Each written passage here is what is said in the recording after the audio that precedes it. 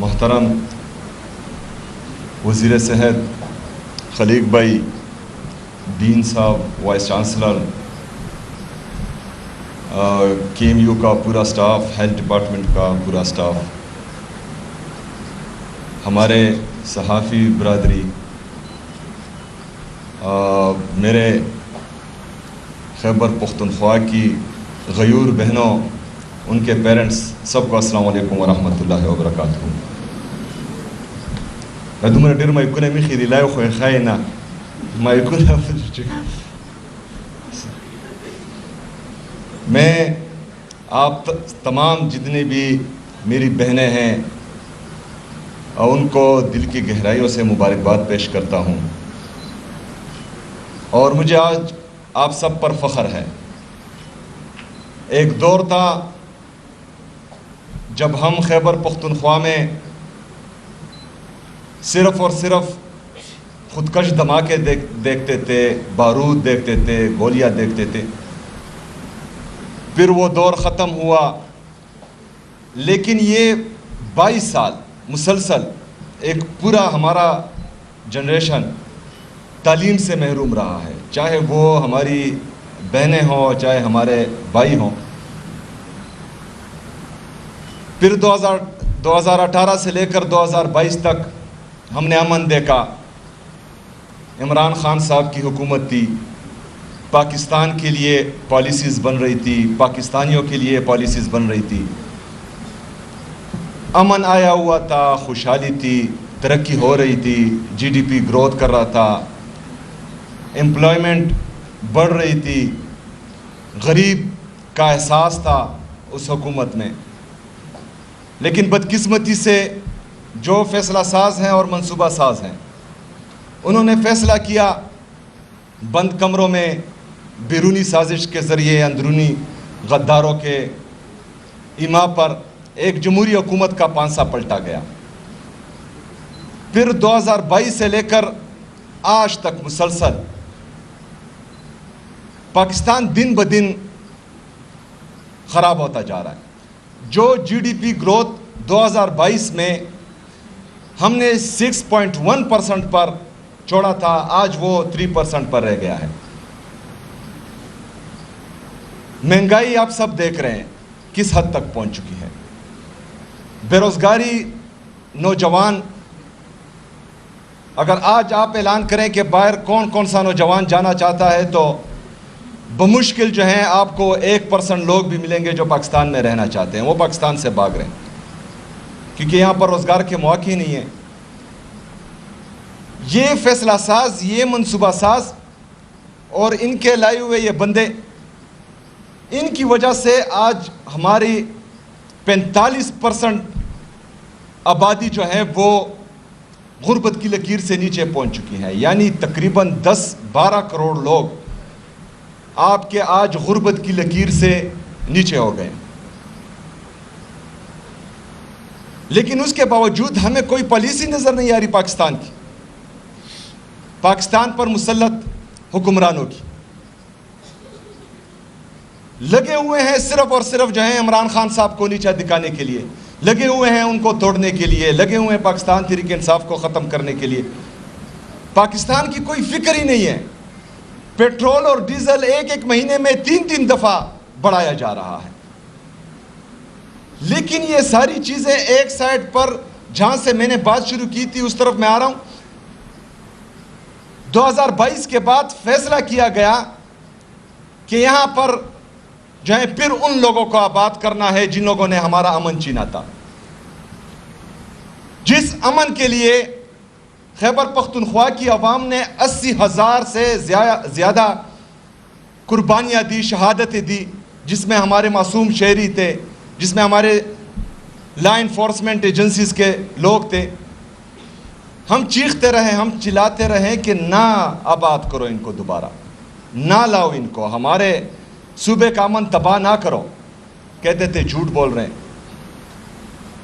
لیکن اس کے بعد کیا ہوا؟ وہ لوگ آئیں، آپ لوگ دیکھ رہے ہیں، ملٹری آپریشن زبردستی کیے جا رہے ہیں، ڈرون اٹیکس میں ہمارا کولیٹرل ڈیمیج ہو رہا ہے، معصوم لوگوں کو شہید کیا جا رہا ہے. پرسوں عالم اسلام کے لیے بڑا سانحہ تھا، شیخ ادریس صاحب، ان کو شہید کر دیا گیا. تو یہ ہمارا نقصان ہے خیبر پختونخوا کی عوام کا، خیبر پختونخوا کا. لیکن یہ پالیسیز چلتی رہے گی جب تک آپ لوگ اٹھیں گے نہیں، آواز نہیں اٹھائیں گے. آج میری یہ بہنیں محنت کر کے یہاں پہنچی ہیں، میرٹھ پر پہنچی ہیں. ان کے پیرنٹس نے اس مہنگائی کے دور میں ان کو سبق پڑھایا، ان کو ڈاکٹر بنایا. لیکن فرض کرے اگر امن نہیں ہوگا تو یہ جاب نہیں کر پائیں گی. اگر امن نہیں ہوگا یہاں پر انویسٹمنٹ نہیں آئے گی، امن نہیں ہوگا یہاں پر ترقی نہیں آئے گی. سب سے پہلے ہم نے امن کے لیے آواز اٹھانی ہے. آپ سب نے اس میں ہمارا ساتھ دینا ہے، ہمارے ساتھ کھڑا ہونا ہے. میری یہ ذمہ داری ہے کہ میں انشاءاللہ تعالی ہماری ان بہنوں کا خیال رکھوں گا، اور میں آپ سے وعدہ کرتا ہوں کہ انشاءاللہ تعالی جس طرح ابھی میں نے آتے ہی 2400 ڈاکٹرز کو بھرتی کا اعلان کیا ہے، اور انشاءاللہ وہ میرٹ پر ہوگا. جس میں کیپیبلٹی ہوگی، جو میرٹ پر آئے گا انشاءاللہ تعالی اس کی بھرتی ہوگی، جو میرٹ پر نہیں آئے گا وہ رہ جائے گا. اسی طرح جس طرح وائس چانسلر صاحب نے کہا، ہمارے جو بڑے تھے، کیونکہ ہم قبائلی ہیں یہاں پر، میرے غیرت مند پختون مشران بیٹھے ہوئے ہیں، تو ہم جب چھوٹے تھے تو ہمارے گھر میں کوئی عورت یا لڑکی بیمار ہوتی تھی تو کہا جاتا تھا کہ فیمیل ڈاکٹر کے پاس لے کے جائیں. لیکن جو ہماری ایج کی ہماری فیملی میں لڑکیاں ہیں، انہوں نے بمشکل جو ہیں 5th تک کی تعلیم حاصل کی ہے. تو پھر جب ہم بڑے ہوئے تو ہم یہ کہتے تھے کہ مطلب جب لڑکی بیمار ہوتی ہے تو آپ کہتے ہیں کہ ان کو فیمیل ڈاکٹر سے علاج کروائیں. تو کیوں وہ فیمیل ڈاکٹر کسی کی بہن نہیں ہے، کسی کی بیٹی نہیں ہے؟ تو اسی لیے آپ سب نے، ہماری یہ جو بہنیں ہیں، جس طرح وائس چانسلر صاحب نے کہا کہ ان کو گھر میں نہیں بٹانا، ان کو آپ نے جاب کے لیے اگر فرض کرے رشتہ بھی ہو، جس طرح وائس چانسلر صاحب نے کہا، یہ میں نہیں کہہ رہا، یہ وائس چانسلر صاحب کے الفاظ ہیں کہ ان کے ہسبینڈ سے آپ نے لکھ کر لینا ہے کہ انہوں نے جاب کرنی ہے. تو اگر فرض کریں آپ لکھ لیں تو پھر جو ہے حکومت کی ذمہ داری ہے کہ ان کو انشاءاللہ تعالی جاب دے دیجیے. یہ کیوں ضروری ہے؟ آج پوری دنیا میں نرسز کی شارٹیج ہے. ہم نے نرسز ایمرجنسی آلریڈی لگائی ہوئی ہے. اسی طرح تقریباً ہماری بہت سارے B H Us, R H Cs, T H Qs, D H Qs, باقی ایم ٹی آئیز، اس میں ڈاکٹرز کی کمی ہے.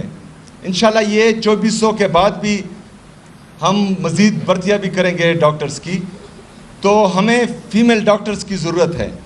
تو آپ لوگوں نے سب سے پہلے گھبرانا نہیں، پھر اپنے حق کے لیے کھڑے ہونا ہے. انشاءاللہ تعالی ہم آپ کا ساتھ دیں گے. میں بہت خوش ہوں آج یہاں پر ہماری مرج ایریا کی فیمیلز بھی ہیں. کتنی فیمیلز ہیں ہمارے مرج اضلاع سے؟ ہاتھ اٹھائیں. ماشاءاللہ.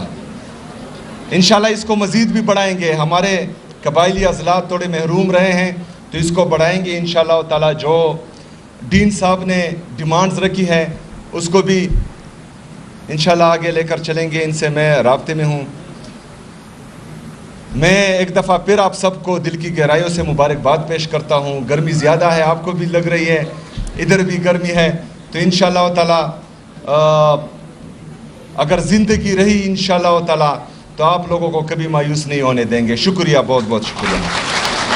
جو ہمارے دوسرے حال میں پیرنٹس بیٹھے ہوئے ہیں، میرے غیرت مند پختون، قبائلی، پاکستانی، آپ سب کو بھی خراج تحسین پیش کرتا ہوں میں.